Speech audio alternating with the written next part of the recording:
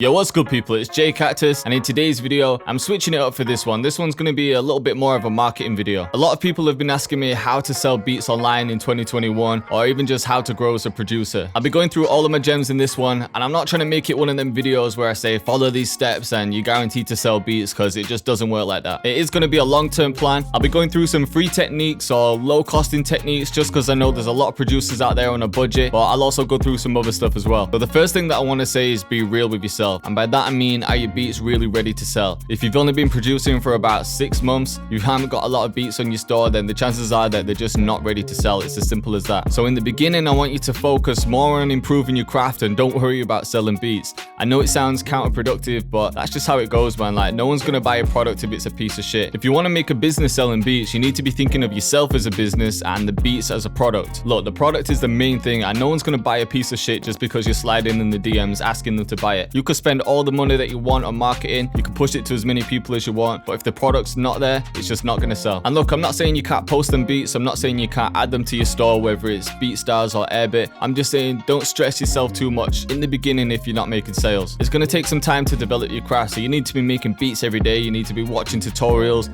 you need to be feeding yourself with information, whether it's podcasts, books, literally anything that you can. You need to be 100% on this. There's no shortcuts, no get rich quick scheme, none of that bullshit. But if you think your beats are ready and you're ready to make that next step, then what I'd say that you need to focus on most is your personal brand. And by that I mean making yourself known. So you need to be working with artists, you need to be building up a portfolio, posting on social media, trying different things until you find something that works, looking professional, having consistent visuals on YouTube, Instagram, whichever social media platforms you're using. You just need to get your face out there as much as possible, whatever it is. So stop hiding behind your logo, hiding behind your laptop. I know a lot of producers are introverts. We don't really like getting on camera and speaking to everyone, but yo, I'm telling you, you're gonna have to learn it, man. I'm not really the kind of guy that likes being on camera. I just knew what I had to do to make it as a producer, so I just tried different things. And look, if you go back to my early videos, you'll see that I look kind of uncomfortable. What's good people, it's Cactus here, and today we're gonna be making a UK drill beat. Even sometimes in my videos now, I still don't feel 100% comfortable, but I am getting better at it, and it's something that I'm just learning along the way. So no one starts off perfect. It's just one of them things that you have to do, and then you just improve from it as you go. And look, I know a lot of people are worried about what people think. It might be the boys, it might be the people that they work with, the family. They're always conscious about what these people are going to think of them when they start doing things like this, getting on camera, speaking about things that they're not usually speaking about. But honestly, who gives a fuck, because those people are not the ones that are going to be buying beats from you and supporting you. I'm telling you right now, it's always someone that's halfway across the world that's going to support you more than your own boys. If I look at my YouTube analytics or my sales on BeatStars, it's always somewhere in the US, sometimes India, South Africa, other places in the UK. It's anyone but my own people, so why are we worried about what everyone thinks that are near us? I know the feeling, man. I didn't really want to be that cheesy guy that was on camera talking to everyone, but you can just be yourself. You don't have to be over the top with anything. People might respect you more for just being yourself. And if I didn't start doing this shit, I could guarantee that I wouldn't have made a beat sale or a drum kit sale. So with me saying all that, you're probably thinking, yeah, but how can I build up a personal brand? So I'm gonna break everything down for you. And before you do anything, I want you to think about your potential customer avatar. And by that I mean, who are you trying to sell to? You really need to narrow this down as well. So who is this person? Where are they based? How old are they? Do they have a job? Do they do music full time? What genre do they make? What kind of beats do they like? Literally pick as many details as possible and run with that person. Even find a picture online that kind of looks like your dream customer avatar. I know it sounds kind of weird, but once you've got that vision in your head, it's easier to speak to your audience, because everything's going to cater towards that person. The things that you post on social media,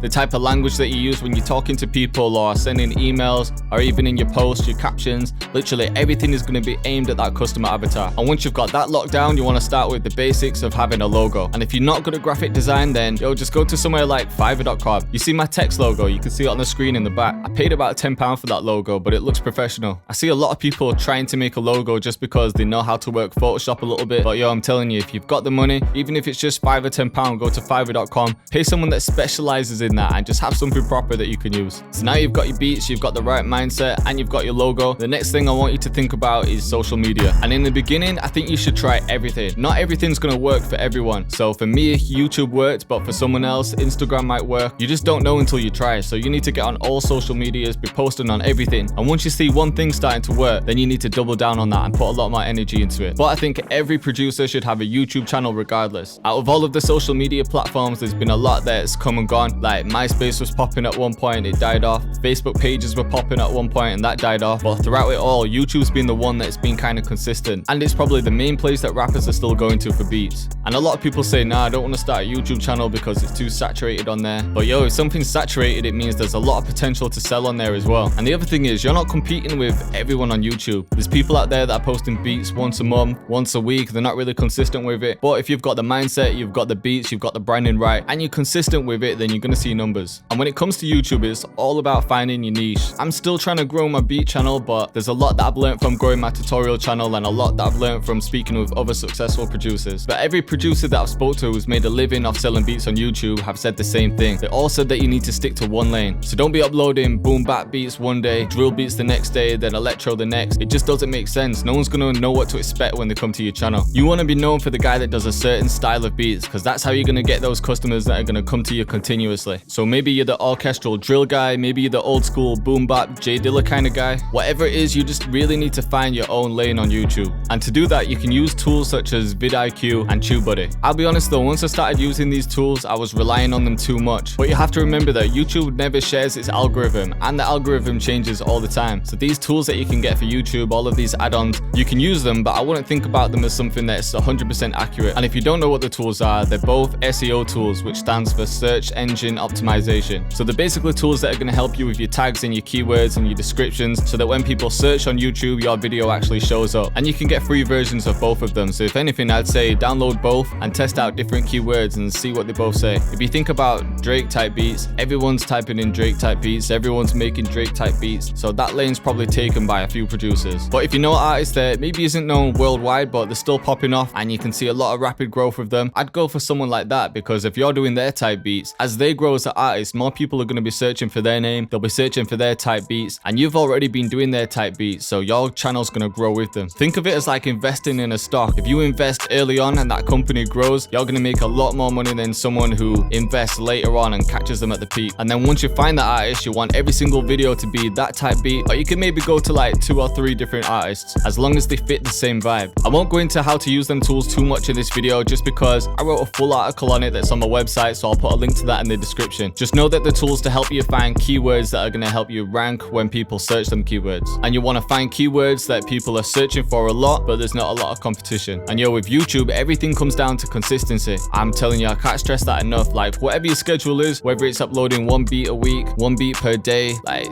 1 every 2 days, just stick to it. Stick to that plan. Make sure you're not missing a day. Schedule them out so they're uploading at the same time every day. And with consistency again, make sure you're using the same kind of thumbnails, the same titles, the same descriptions. Everything needs to match. You want people to see that thumbnail when they're searching and know straight away, like, yeah, that's a J Cactus beat. And also in the description, you obviously want a link to the beat where people can buy it. So whether that's on BeatStars, Airbit, the platform that you're selling the beat on just doesn't matter. It's about how you drive traffic to it. So don't worry too much about what platform you need to go on. I personally like BeatStars, but I haven't tried anything else, so I haven't really got anything to compare it to. And then on BeatStars, you can offer a free tagged download, which means that an artist can download the beat, which has tags all the way through it, so they can write to it, they can practice with it, record to it, whatever. But then if they want to use it for profit use, which means some places like Spotify, Apple Music, Amazon Music, anywhere that they're going to get paid for streams or digital purchases. I'm going to go into this a little bit deeper further on when I talk about email marketing, but for now, I'm just telling you, I'd personally recommend offering a free download in exchange for an email address. You can set it so that you can exchange a free tagged beat for a follow on BeatStars, but I'll explain in a bit why email is more important. But let's talk about Instagram, because everyone's got an Instagram account right now. Everyone should be using it to network with artists and producers, so I'm going to explain it. The first thing that you want to think about on Instagram is the content that you're posting, and that goes back to your customer avatar. Everything that you post on Instagram should be aimed at your customer avatar. So is it helping this person? Is it helping this rapper? Have you got clips of your work that you've done with other artists? Have you got quick tips for rappers? Anything that they might find useful. And then as long as the majority of your content is based on being beneficial for these rappers, you can add in some personal stuff as well every now and again, just so people can get to know you a little bit better. But yo, I get so many messages from people telling me that they're struggling to sell beats, or they're not really getting responses from rappers, and then when I go to their Instagram page, it's just pictures of food and pictures of the dogs. Nothing that's really telling me that they're they're a producer. So if I can't see it, then how a rapper's gonna see it as well? And then once you've got content on your page, I'm telling you, one of the best ways to sell beats or even just work with other artists is through Instagram DMs. So what I want you all to do is start following any kind of rap pages. So pages like Rap Clout. If you're in the UK, then something like SBTV, Mixtape Madness, GRM Daily, just any page that posts clips of rappers. You can also search through hashtags. You can just type in things like UK rap, trap, UK drill, anything that you think other rappers are going to be posting on. And don't go for the big ones straight away, because the chances are they're just not going to respond. Go for the ones that are up and coming and the ones that you like the style of. And I'd say message around 10 of them per day. But don't be spamming people. Don't be sending them messages saying, yo bro, check out my beat, just uploaded some fire, can you like this, can you share it? Stop asking people for something in the first message. What I want you to do is actually take the time to listen to the work. So listen to the most recent track that they've put out. So you could message them something like, yo bro, I'm really feeling that single that you put out. I really like the punchline that you said about whatever it was, or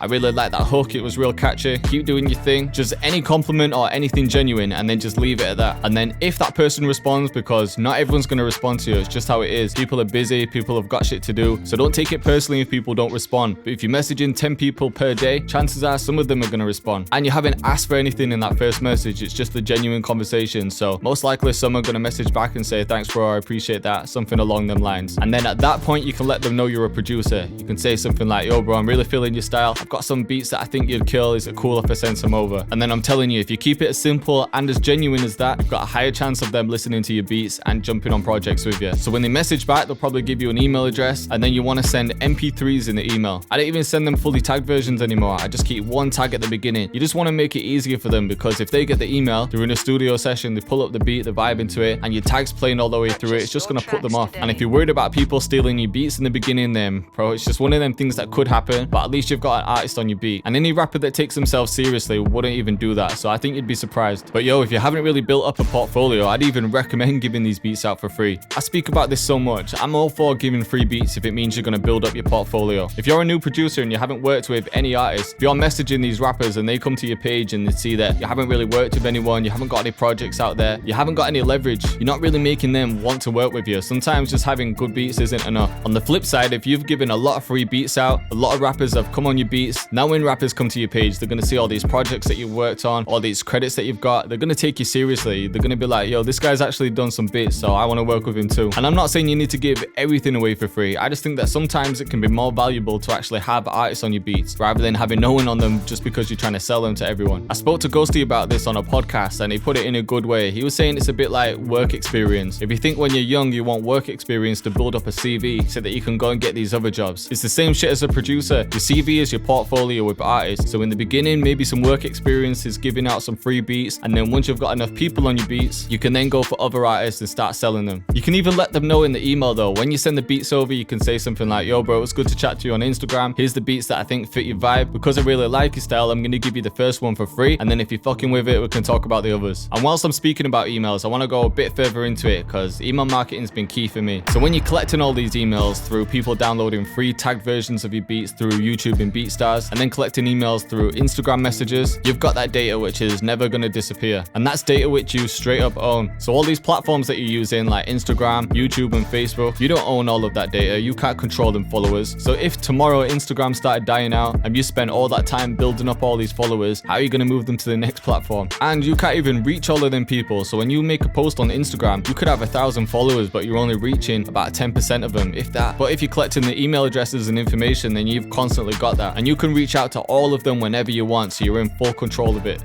And if you don't have any money to spend on email marketing, I'd recommend getting something like Gmass. So Gmass is a plugin that you can add into Google Chrome. I think it's a Chrome extension. So look, I'm going to break down how I use email marketing right now. There's tons of different services which offer email marketing. The one that I use is a company called MailerLite, just because it connects to my Shopify. And then I use a separate service called Zapier, which connects BeatStars to MailerLite. That's a bit more advanced. I don't want you guys to worry about that just yet. I use Shopify because it's good for e-commerce. I can sell merch on there. I can sell drum kits and be in full control of the tags and how I separate my audience. But I wouldn't worry about all of that. If you're just selling beats, I'd recommend getting a BeatStars account and then getting an email marketing service that connects straight to BeatStars, such as MailChimp. So what I like to do is have an automatic email system set up so that whenever someone downloads a free beat, BeatStars collects the email address that's connected to my email service, and then my email service sends out a string of 5 emails. And now in these emails, you want to think about providing as much value as possible to the person that's downloaded the beat. So mine, for example, in the first email, it's pretty much a thank you for getting the beat. It's just an introduction about myself and just letting them know that I like to be involved in the process. So if they record to the beat, I want them to send it over so I can listen to it. I want to give them some feedback. I just want to be involved. And then the next 3 emails are just going to be more value. So in my second email, it's tips on recording at home, because I know that a lot of my customers probably record at home. And then in the email, I've got a link to one of my tutorials that just teaches people how to mix the vocals at home using stock plugins. I'm not saying that you need to create a tutorial or anything. You can link to someone else's tutorial, even mine. So if in your email you wanted to add some value like that, then link them to my video. It's still something good that you're doing for this person. In the next email, I'm talking them about how to grow a fan base as a rapper, and I'll link them to an article that I wrote on my website, which tells them all about how often they should be putting out music and really just how to grow as an artist. So you could do something similar. You could find a blog that you like that helps artists. You could find another YouTube video, just anything at all that's going to help this person. Again, you just want to be adding value.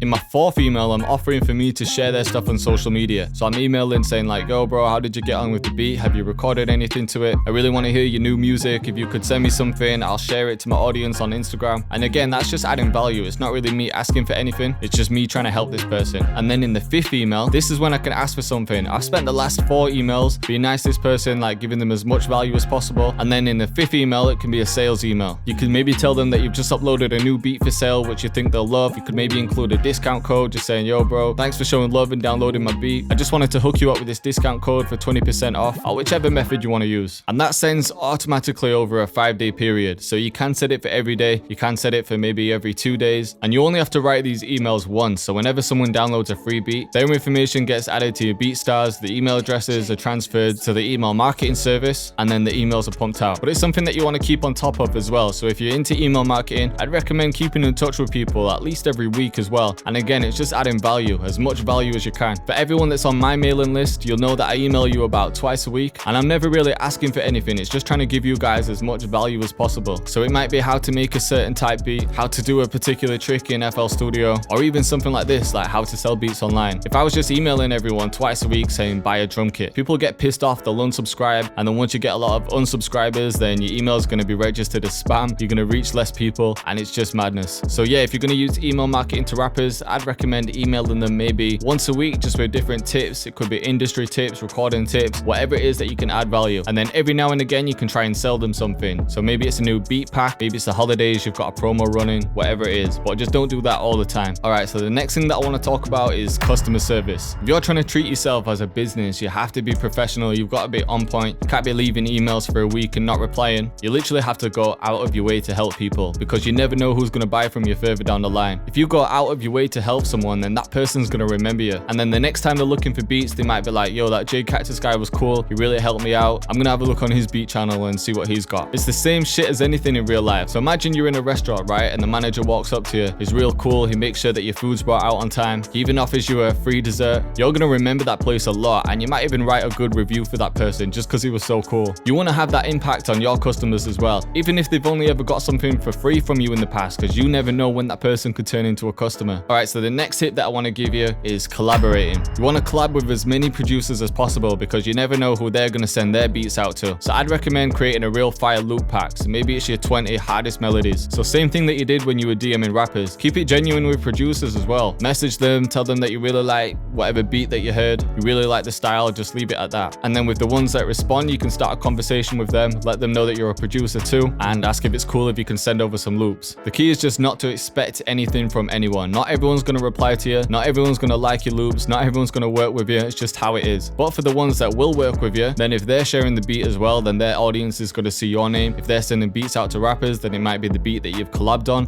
and then you've got a joint placement. I'm telling you, there's so many benefits to collaborating. I've just landed my biggest ever placement through collaborating with another producer, so this shit works. And lastly, I just want to talk a little bit about ads. I get a lot of messages from people asking me if I've ran ads, if they work, if there's a return on investment. And personally, yeah, I do think that they work. I do think that they're worth it if you've got the money to spend on them and if you know how to work them right. So let's go with BeatStars ads, for example. I've tried it out a few times in the past. I've put some money behind them just to see how they perform. And in my experience, beats don't really sell directly from that ad. But you want to look at the other numbers. So you want to look at how many plays it got, how many reposts it got, and how many downloads it got. And try it on a few different beats as well. So maybe put a little bit of money behind a couple different beats. And then when you see one performing the best, so that beat had a lot more free downloads, then I'd maybe pump more money into that one. And just because no one bought that beat whilst the ad was running, it doesn't mean that they're never going to buy that beat. All them free downloads that you got through running them ads means that these people have them beats, they might practice with them, and then maybe in a month's time when they actually want to release a single, they'll come back and buy the beat. And if no one even buys the beat, at least you've collected those emails through them free downloads. So you can continue to target them with emails, you can keep adding value, and they might buy something further down the line. So don't think of it as a thing where if I put this much money into an ad, I'm going to get this much back. It just doesn't work like that. Again, it's a long-term thing, and you can't really monitor it that well on BeatStars just because you don't know when they're going to come back. So I'd only really recommend those BeatStars ads if you have the money, because to me, you could look at it this way. If you've got some money sitting there and you usually spend it on bullshit like clothes or going out, eating, whatever it might be, if you take that money and pump it into some ads, it's bringing more attention to your profile, more followers, more people on your mailing list, and that's just worth a lot more. I haven't personally ran Facebook ads yet, but it is something that I'm going to be getting into, so I'll definitely share more information once I have it. But it's going to be the same thing. I'm not running ads to expect something directly in return then. I'm going to be running ads to help build awareness of my brand so that I can add people to my mailing list and they might buy further down the line. I don't want to go deep into Facebook ads in this video just because I haven't really tested it myself yet, so I don't want to give out false information. But yo, if you've got the money, don't invest it all into one ad straight away. The key is to put a little bit of money into loads of different ads, and then the one that performs the best, you want to double down on that one. And that's just the same with everything. In the beginning, you want to try all social medias, you want to try YouTube, Instagram, TikTok, literally every social media platform. And then once you find the one that's working the best, start putting more time into that one, because the same shit's not going to work for everyone. For me, when I first started, I was trying them Instagram videos where I play along to the beat. I was trying YouTube beats, I was trying TikTok, I was trying